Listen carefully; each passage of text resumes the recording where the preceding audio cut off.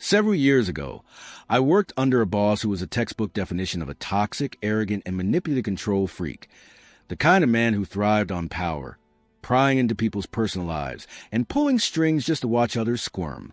He was an extreme, type A personality, the sort who thought every aspect of the workplace and the people in it existed purely for his amusement.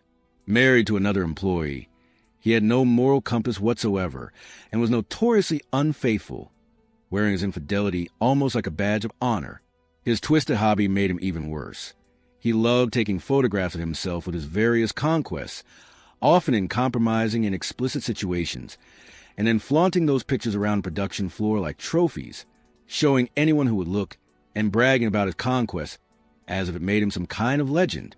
At the time, I was quietly seeing a young woman who worked at another one of our company's offices, a long-distance relationship that we kept private.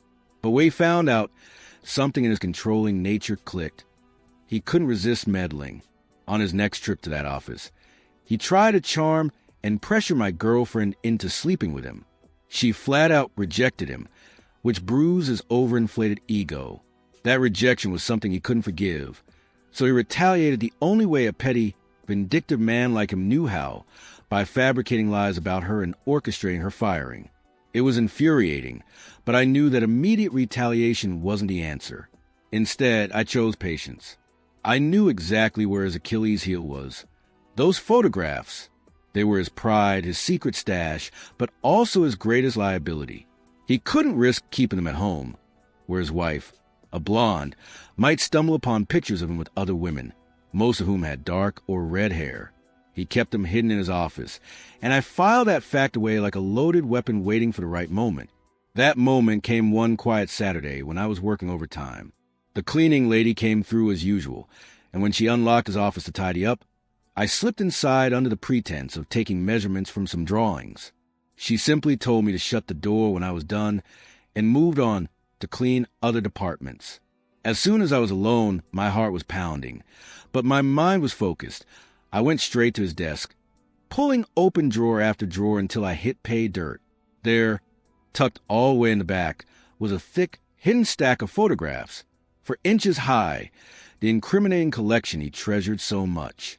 Without hesitation, I took them all, but I didn't act immediately. I waited, biding my time for the perfect strike. Weeks later, he left town again for a business trip. That was my cue.